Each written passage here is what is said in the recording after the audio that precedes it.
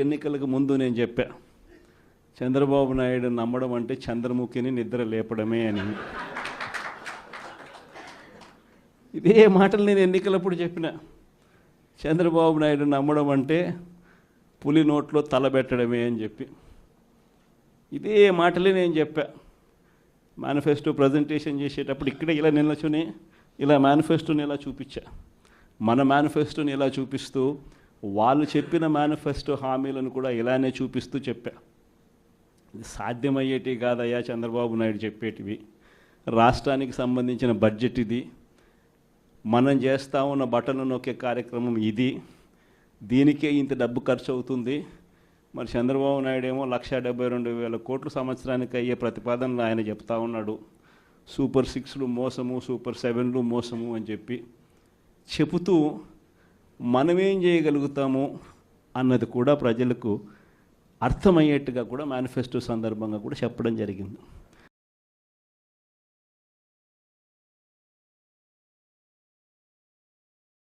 నేను చెప్తా ఉన్నా, ఓడిపోయాం పర్వాలా, ప్రతిపక్షంలో కూర్చొని ఉండం అది పర్వాలా, మళ్ళీ రీలు వెనక్కి తిరిగి మళ్ళీ అదే రోజుకు మళ్ళీ తిరిగి వెళ్ళి కనీసం ఇలా జరుగుతుందని తెలుసు కదా ఇప్పుడు ఎలా చెప్తావు అని చెప్తే మళ్ళీ ఆ రోజు వచ్చినప్పుడు ఇదే విధంగానే మళ్ళీ చెప్తా.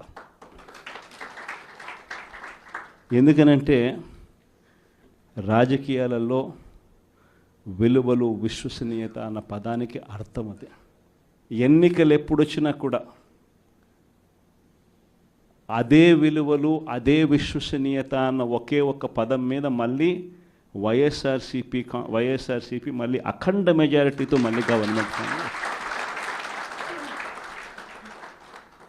కానీ ఈసారి ఫామ్ చేసినప్పుడు మాత్రం ప్రజలకు చంద్రబాబు నాయుడు నైజం పూర్తిగా అర్థమైపోతుంది. కాబట్టి మనల్ని మళ్ళీ 30 ఏళ్ళు అక్కడే కూర్చోబెట్టే విధంగా కూడా ప్రజలు ఖచ్చితంగా అడుగులు వేస్తారన్న నమ్మకం నాకుంది.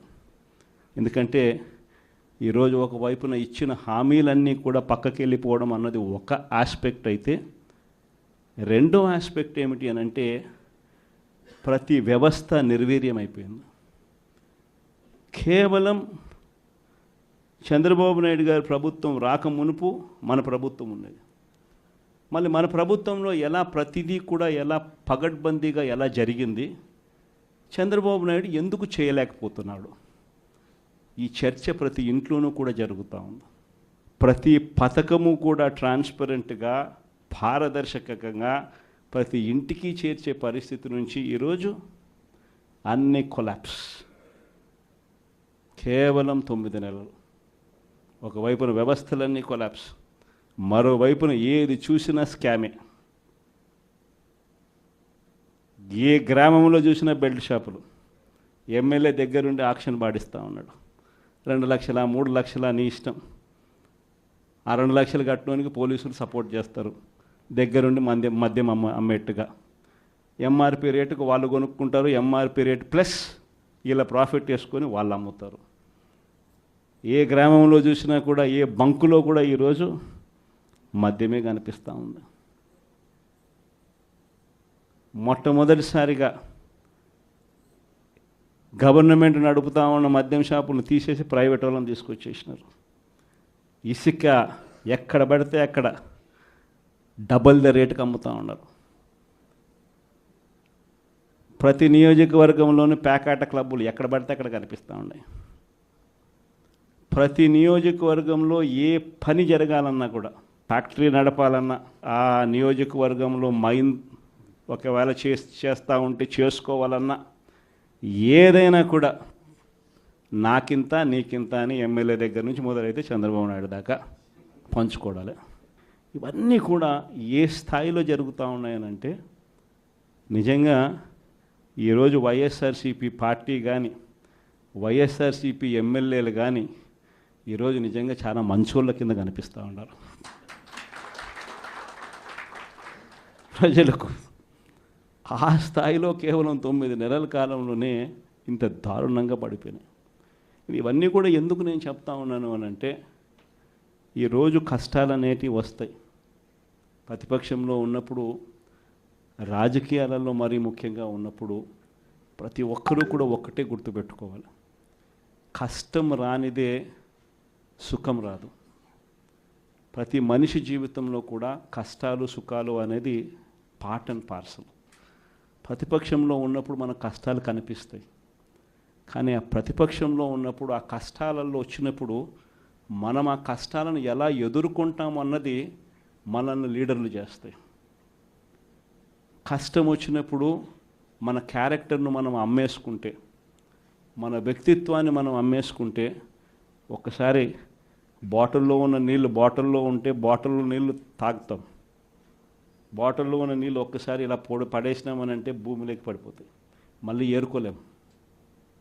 క్యారెక్టర్ కూడా అలాంటిదే, ఒక్కసారి విడిచిపెట్టేసినాము అని అంటే మళ్ళీ దాన్ని ఏరుకోలేం. ప్రజల్లో చులకనవుతాం, ప్రజల్లో పలచనవుతాం. ఇది ప్రతి ఒక్కరూ కూడా గుర్తుపెట్టుకోండి. కష్టాలు అన్నటివి ఎల్లకాలం ఉండవు. ఎవరికి ఏ కష్టం వచ్చినా కూడా నా కథ గుర్తు తెచ్చుకోండి. 16 నెలలు నన్ను జైల్లో పెట్టినారు. నా మీద కేసులు వేసింది కూడా మళ్ళీ ఎవరో కాదు, అటు కాంగ్రెస్ ఇటు తెలుగుదేశమే. నా పిటిషన్లో ఎవరు పిటిషనర్స్ అంటే అటు కాంగ్రెస్ ఎమ్మెల్యేలు ఇటు తెలుగుదేశం పార్టీకి సంబంధించిన నాయకులు. కేవలం రాజకీయంగా ఎదుగుతున్నాను అని ఒకే ఒక కారణంతో దొంగ కేసులు బనాయించారు. 16 నెలలు జైల్లో పెట్టినారు. కానీ ఏమైంది? బయటికి రాలా? ముఖ్యమంత్రి కాలా?